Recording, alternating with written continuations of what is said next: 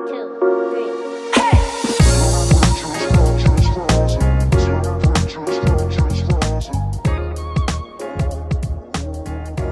are you doing today? Yeah.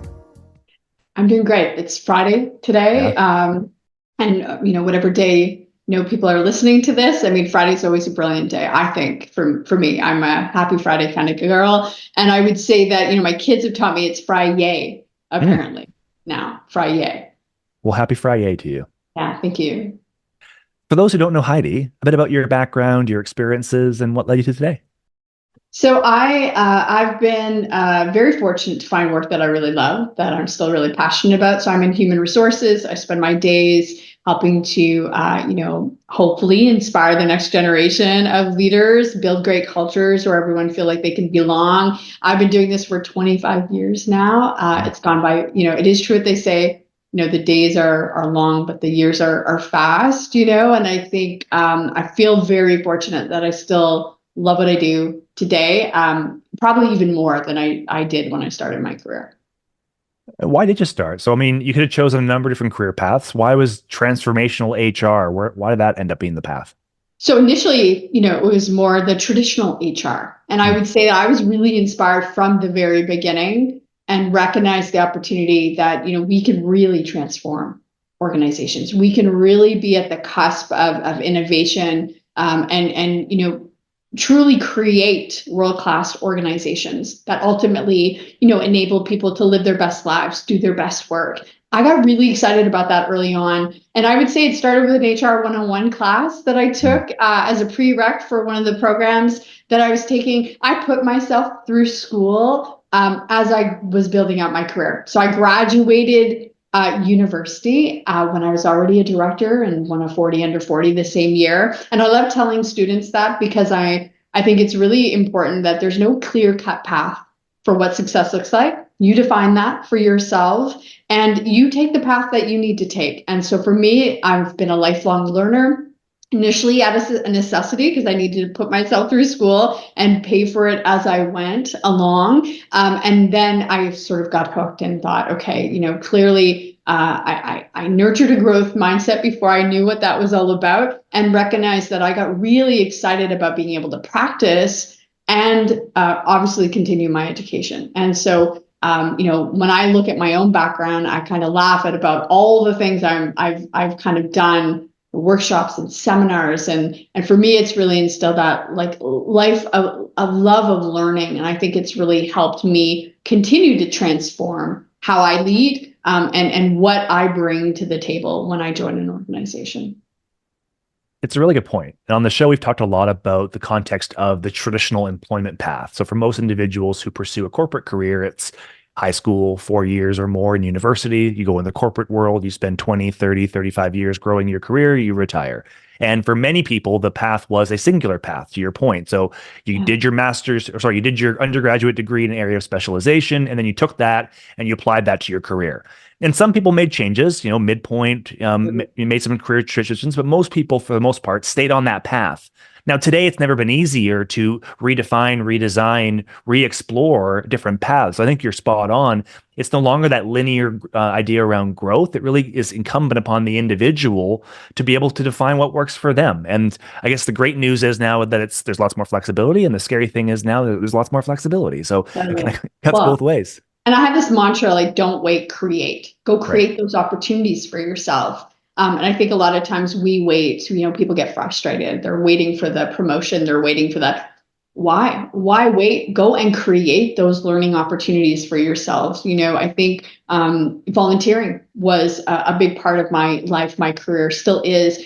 And I got opportunities to lead long before anybody would pay me to do that, Matt, because I created those opportunities for myself by leaning in and giving back to my community. And so I think that's really important. If you're volunteering has also been a really important part of my life when I wasn't getting the fulfillment that I was hoping for in certain roles as I was building out my career. I was able to get that in other areas of my life. And that's okay. Like, we don't have to be apologetic for that. Sometimes there are certain roles where you've got to put the time, energy, effort, and the years in. Maybe they're not giving you that fulfillment. go get that in other ways, right? Use other outlets where you can kind of get that joy, where you can get that fulfillment.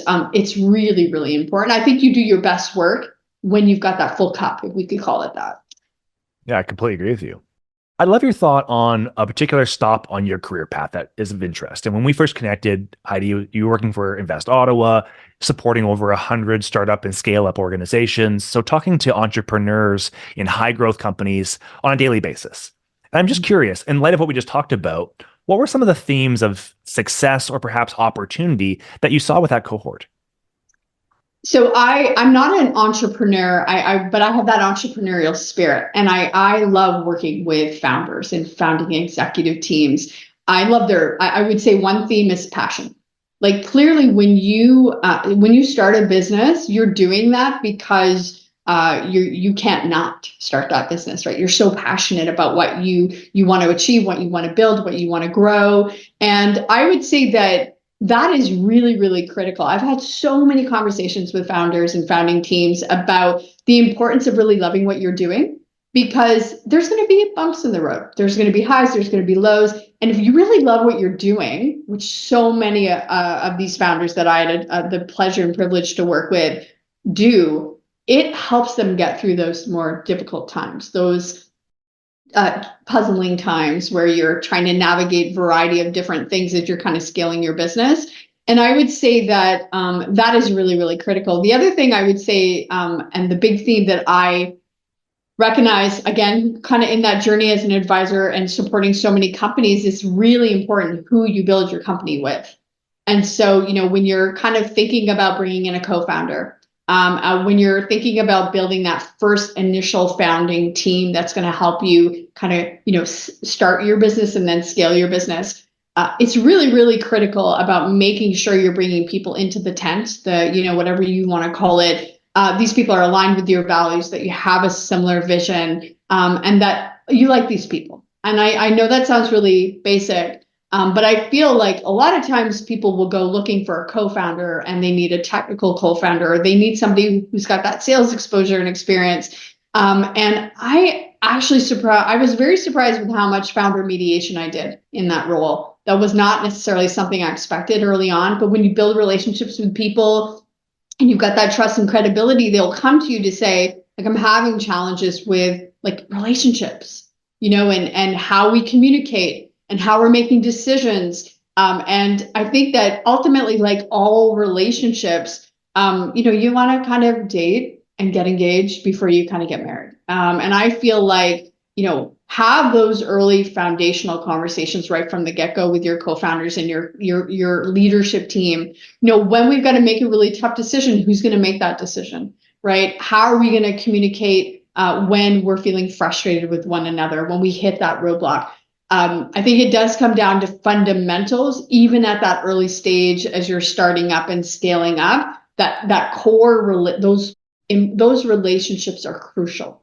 They do make or break, right, your business. Like, do the founding team have the confidence and that psychologically safe environment where they can say to the CEO, you are the roadblock for our success, and here's what we need from you, and here's what we're not getting from you from a communication perspective, right? I think I do something called setting expectations for a powerful start. It's a conversation that is really about those fundamentals, and it touches on communication styles and how people like to get feedback when they're at their best, morning person, night person. These are some core fundamental conversations I think all leadership teams need to have, because when I come to you and say, Matt, you and I are we're at a bit of a crossroads here. You once told me you'd like to get feedback this way. This is a moment in time where I need to give you that feedback, and you can mirror it back to that person. So, core fundamental relationship skills, I think, is so important. That was a big aha for me, along that journey as an advisor, and how important that is. You're spot on. And I think if you step back and look at it, it makes sense in the so far as most founders of organizations, and especially tech founders, either come from a very deep product background or a very deep technical background. Totally. And what we're talking about, a lot of it is interpersonal skills, leadership skills, which if you've been an individual contributor, if you've been holing away in the cave, creating the latest genius, you're not maybe interacting with Sally in accounting and vendors and with customers as much. And I think it's a really wise assessment that is oftentimes a blind spot of a lot of people who think, again, it's so obsessive around the product and around the service that they lose sight of the broader picture. And team success will make or break organizations. Co-founder conflict has led to many organizations dissolving.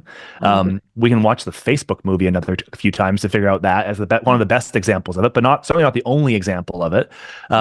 When there is pressure and when there is money and when there are people involved, then you get all sorts of fun things. And I think it's incumbent upon leaders to understand the conditions in which they're working and to leverage people such as yourself to provide that third party outside perspective, because you may not see everything. That's the scary thing for me as a founder is I know enough to know I don't know everything, but what I don't know is I'm terrified of what I don't know. I leaned on people like yourself, Heidi, to kind of point out the dark spots. Right. Because you're running so fast, you're moving so quickly, that sometimes things get missed. And when it involves people, things can't get missed. Well, and self-awareness is a true gift, right? And once you've got an openness to have a little bit of self-awareness, that humility is really key. You're not supposed to know everything in your domain.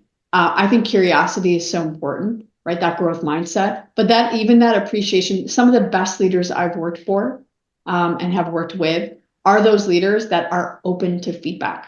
They're going to get, listen, you're going to know this as a founder, you're going to get a lot of advice and counsel. Everybody's got an opinion. Your role is to be open to people's feedback, to kind of be as curious as possible, get as much as you can from as many people as possible, and then learn and know who should you listen to and why. And that's a whole other conversation. But I think that self-awareness, it starts with that openness of being like, I know what my strengths are. I know the areas where I can learn and improve and up my game. And now I'm going to go surround myself with people that are going to be complementary. Probably know this. We've probably talked about this in the past. I really get a bit of a reaction when I hear, Heidi's not the fit for us. I really dislike when companies talk about fit, because what does that even mean? And I will push back on companies when I hear them use that and say, what does that mean? You need to define that for me. I want to understand, have you taken the time to truly define that? Most companies haven't. They just say, they use it as a generalization. Right. I'm like, I want to be complementary. I want to add to your team. I don't want to fit into your box. And I feel like we need to look at even the words matter. And so, I choose that because I think we often lean into, maybe that founder wasn't the right fit. Well, no, maybe they just weren't complementing, to that founding team, or they weren't adding the value that they needed to be adding at the point in time. But fit to me just feels very negative. And I really I hope we can just change that. And I'll use add going forward. Like, Matt wasn't the right addition to the team at the time. Okay. And here's how we define what that means. I think that's critical. Yeah, I think it implies a degree of interdependency, but also at the same point, you're not reliant on any one individual. There's redundancy built into the model as well, which you have to have in an environment where everyone's doing, in startups in that case, 13 different things simultaneously. One of the big challenges for startups, for founders, is the quick growth and taking a very basic product and evolving it. And the rate of innovation now, especially with things like AI, is making cycles around design to be very, very fast. Gone are the days of multi-year plans, 12, 24, 36-month tech roadmaps. Now we're talking about weeks, if not days, around certain things. One of the key predictors of success in that kind of environment is innovation.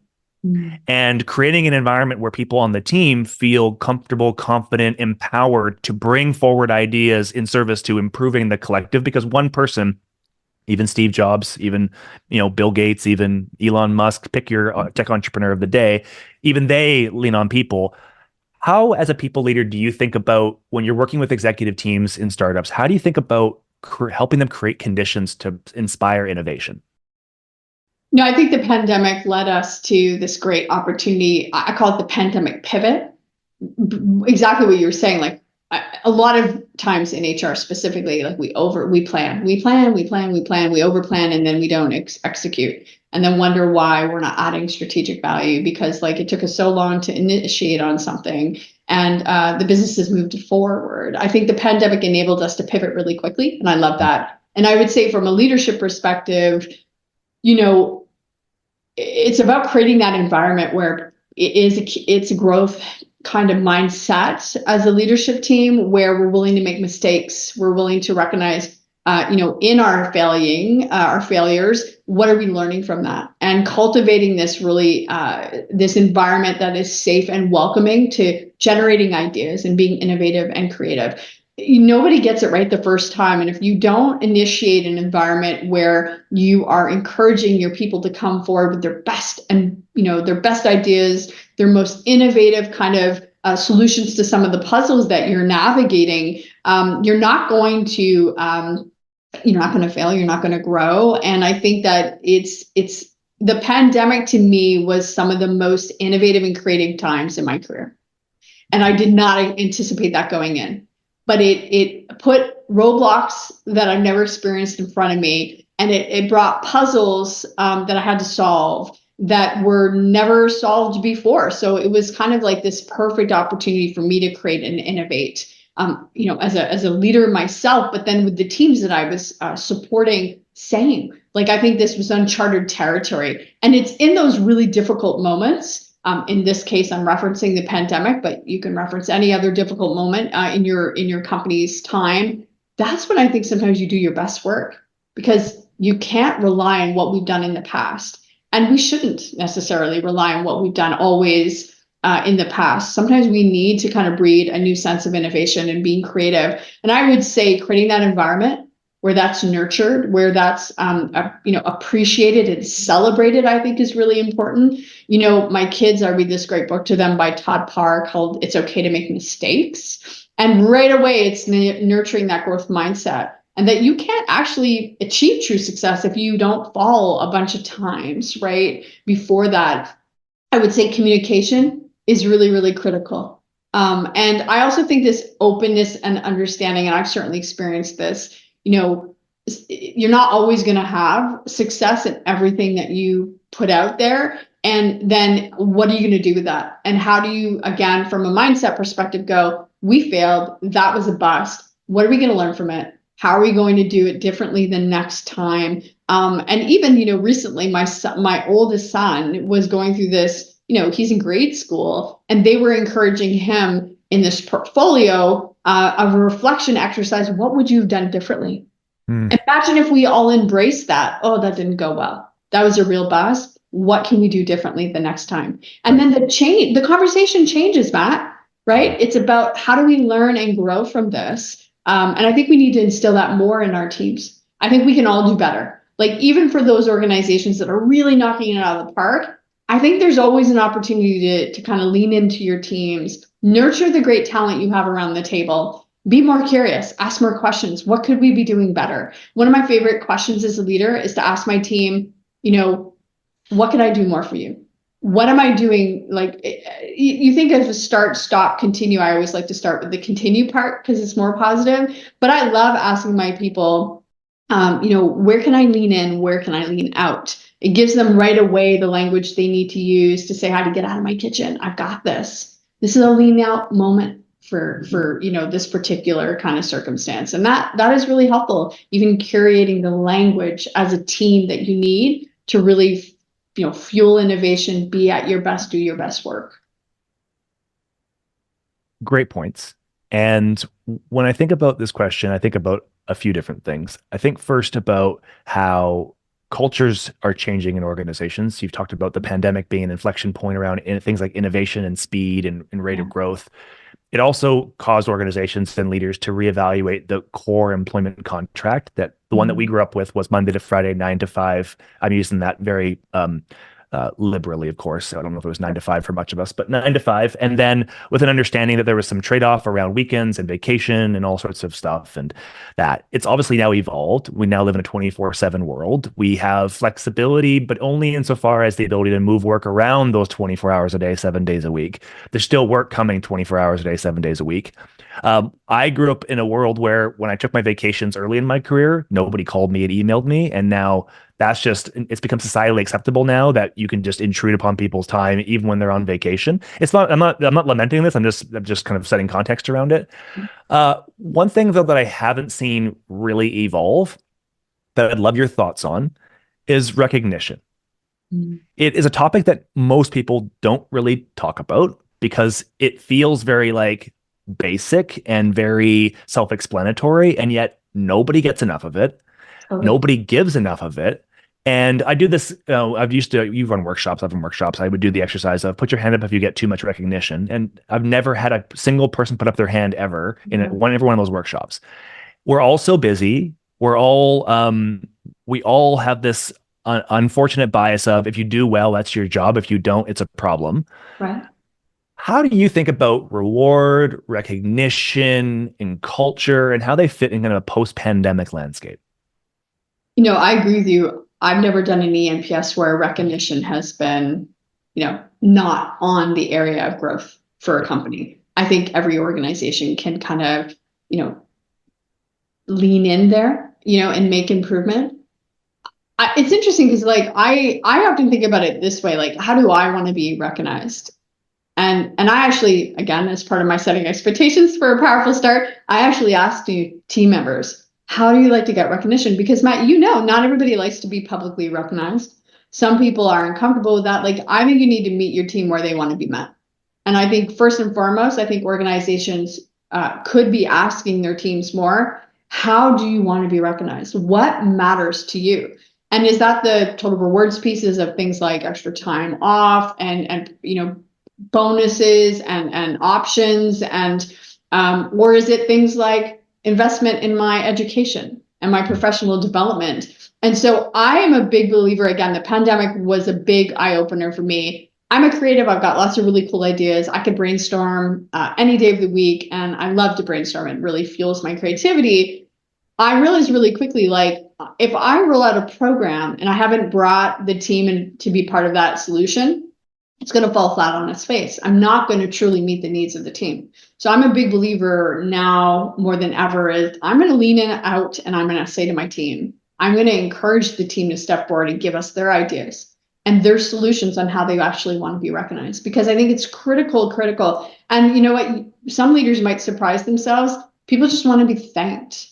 They want a one-on-one conversation where they're like, Matt, you know what? You went above and beyond for the team last week. You got that product, update out for us, or you were able to, put out that product marketing plan for us in a quick time frame, or you were able to address a governance-related matter from the board really quickly. Whatever it is, first and foremost, take the time to thank the individual in whatever way that you think that person would appreciate, or even ask them kind of what would be important for them, how they would like to be best recognized. And I think the simple thank you, obviously, we often forget that sometimes that's the best start. And then I think from a program perspective, flexibility, you talked about flexibility. The world at work has changed. Everybody has wanted flexibility forever. That's not new. You know that as a head of HR yourself. That's always been something people wanted. The pandemic enabled us, forced us into providing everyone that flexibility of working remotely, et cetera. I've really seen a big change in the last 6 to 8 months about how quickly we've moved back to a hybrid.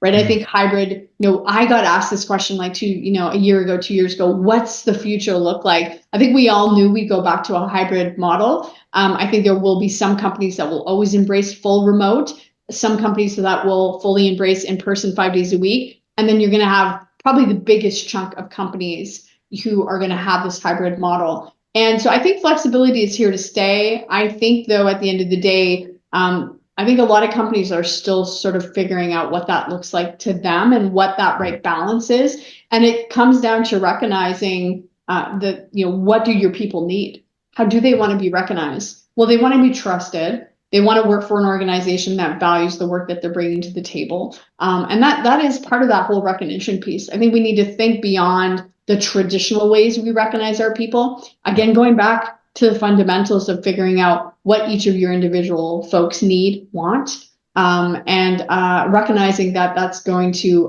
potentially even evolve and change as your people stay with the organization.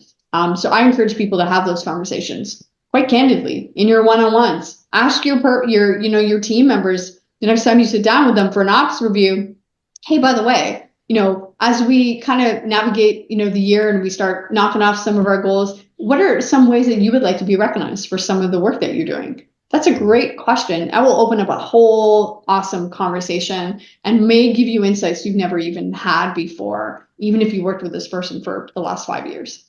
Yeah, it's spot on. And I think it speaks again to the idea around intentionality. And you've mentioned, at the localized level, one-to-one supervisor to colleague, in the sense of, what do you need? How can I best support you? It's the foundation of any good relationship in an employment context and otherwise. You also mentioned programming, because, I'll be honest, my bias when I heard you talk about individual conversations, as somebody who worked primarily in large companies, I'm like, that sounds like a nightmare to administer. And that is, but that's just my HR bias shining through, which is, traditionally, the technologies we've had available to us have not allowed us to do these types of things at scale. It required people to keep notes offline. They're sitting in a spreadsheet or in somebody's Google file. You required a degree of planning that was oftentimes lacking in organizations that I worked in. But I think more than that, the technology piece is really relevant. And I think one thing I've seen in the few years since I've left the CHRO seat is the absolute explosion of technologies in the market that are more oriented around experience. That the technologies of the previous generation were very motivated around the administrator. And now we're seeing that plus experience tools. And one thing that we can't get away from is artificial intelligence. And I can't get away from it in this conversation, because as somebody who's worked with as many founders and is working on AI for the better part of 15 years, because AI didn't just happen with OpenAI, it's been around for a long period of time. I'd love your thoughts on AI. And how do you see it intermingling with HR in the next, let's just say, 2 to 3 years? What can we expect, or what do you expect to see as it relates to AI and HR?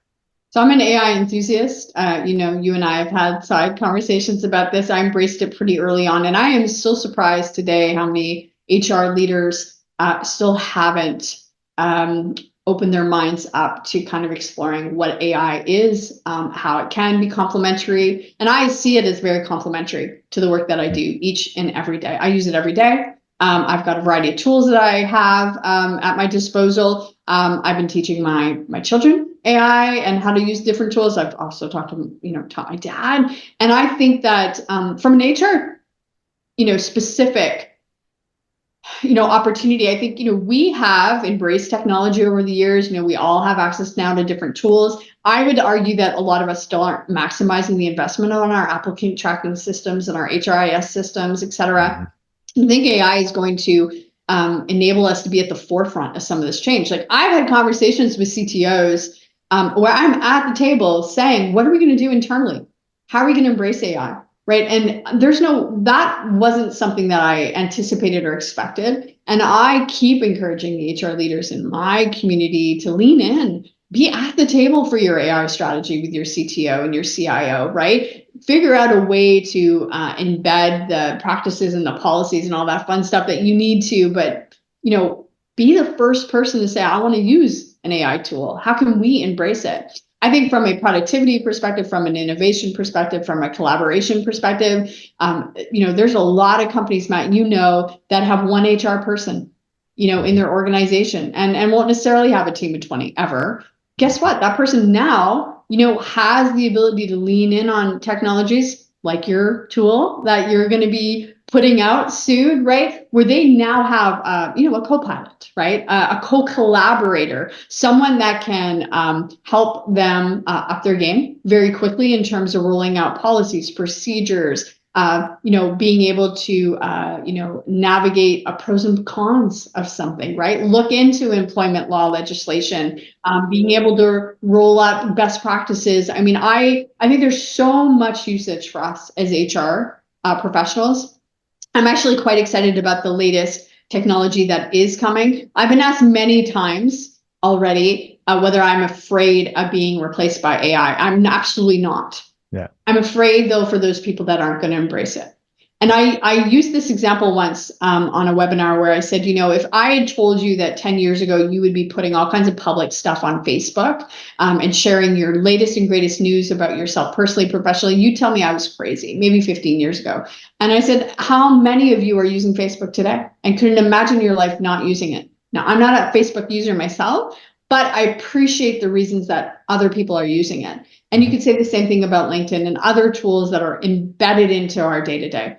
No one wouldn't consider not posting a job on LinkedIn if they're going to go out now for a professional related role, right? It's just naturally, of course, we need to make sure we have an ad on LinkedIn. We need to promote our business on LinkedIn. And I think that, AI enables us to have access to a variety of tools, and they're, I think, going to leverage our technology. So you think of an applicant tracking system and the layering kind of add-ons that we're going to get over the next 5 years and how that's going to augment our productivity. I actually think that we're going to be able to recruit significantly better. I feel for the teams right now recruiting, right? They're getting 100 applicants in an hour. They're trying to unbiasedly decide who to screen onto that next level. Imagine a tool that's going to enable that, an unbiased tool that's going to actually be looking at skills, experience, and be able to pulse out things that they wouldn't even have thought of. Yep. And give 10 candidates that meet the profile, and here are 10 candidates that don't necessarily meet the profile, but man, they've got a cool background that you should take a look at. Yep. That to me is amazing. And I think that is one example of so many different examples of how it's going to complement the work we're doing. I don't think it's going to replace this, but it's going to be, a really complementary, the ultimate co-collaborator is what I like to call it. When we look back at this time, to your point, we're going to ask ourselves how we ever did without AI. In the same way, how do we ever do without mobile? How do we ever do without the internet? How do we ever do without technology and electricity? It's going to be one of those things that is so ubiquitous. And frankly, it is today. We just don't recognize it as AI. If you're on Netflix or Disney Plus or Amazon Prime, they're all feeding you content based on viewing history, and that's AI. If you're using any of your many apps on your phone, map apps, various travel apps, they're all having integrations with information. And I think it's worth spending a couple of minutes talking a bit about the granularity of AI, but how it relates to people in HR. And what I mean by that is, think about all the data sitting in your organization today. Think about all the information sitting between policies, procedures, communications, training materials, then layer on all the information in the public domain that has anything to do with HR. Mm-hmm. Now, I can't even imagine the number, but it's got a lot of zeros attached to it. So what I do know is that when we were thinking about building a solution, we wanted to make sure that we found a balance between breadth and also credibility. Because in HR, it's not good enough to ask ChatGPT a question knowing that it pulls from the entirety of the internet, because it gives you a very generic answer, a starting point. Right. And you can refine that starting point with really good prompts. But the reality is HR, unlike a lot of professions, requires a degree of nuance and context because we're dealing with people. This isn't dealing with codes. This isn't finance and accounting with numbers. These are human beings, and therefore we require more context, which makes AI all the more challenging to apply in that environment where we don't necessarily, to your point, want to embed bias in algorithms or want to work towards a zero-sum game around productivity. So there's a level of nuance and context we need to account for. We do that by curating content from trusted sources such that people can analyze the collective intelligence of those sources. And when I say collective intelligence, I mean, like in the case of an agent we're building right now, Heidi, for talent management, we have over 10,000 unique sources of content, videos, podcasts, PDFs, academic white papers, research, all these different conversations from thought leaders that you know, like, and trust, like Dave Ulrich, Amy Edmondson, Marshall Goldsmith, and sources like MIT, Harvard, Stanford, and leading executives from companies like Nike and Shell and Boeing, among others. And in a big, wonderful mole or stew, all that information gets put together and then, to your point, aggregated, curated, synthesized, and spat out some sort of collective piece, which would normally take you days, weeks of research. And then you'd have to rely upon your ability to parse out all the nuance and then do the analysis, which is not an easy thing to do, especially when you're running from one meeting to the next. And oftentimes what we're doing is checking boxes because we don't have the time to properly plan for not just a meeting, a strategy.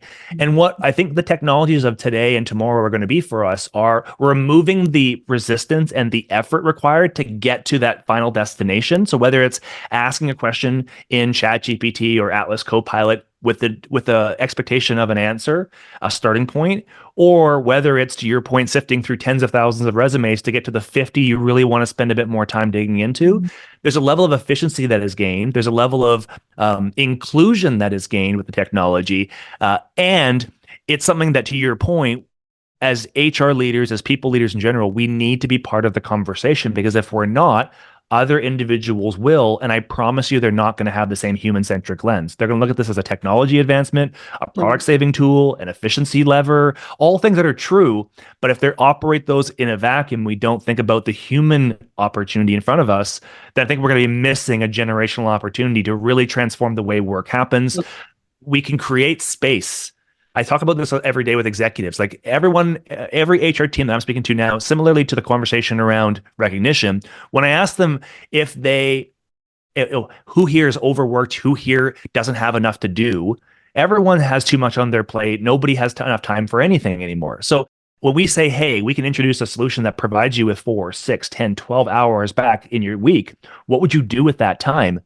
That's a tough question to answer for most people, because they can't imagine a world where they don't have to do that work. That's what we're trying to create with AI. Maximizing, right? Maximizing your own potential and utilizing tools. And I agree with you, like, often HR continues. I mean, I can't believe 25 years into my career, we're still, I still get asked the questions, how do you become strategic? Well, this is a perfect opportunity. It's at the forefront of every organization. And every organization, no matter what sector, what size, is going to need to embrace AI in some fashion, in some way. And you have the ability to be at that table and be having those conversations and representing not only your team, but your peers or your colleagues. It's a missed opportunity, a huge missed opportunity from my perspective for HR leaders. And I get it. You're curious, you're scared, it's uncomfortable, and you don't have to be a technical elite. You just need to be curious and ask great questions, go do some research, find a tool that you're comfortable using, kind of hone your prompt engineering skills, right? I think that it's a huge opportunity for all folks in HR, I think, to be doing their best work in the most efficient way possible. I agree. Heidi, always a pleasure. For folks who want to find you, where can they find you on the internet?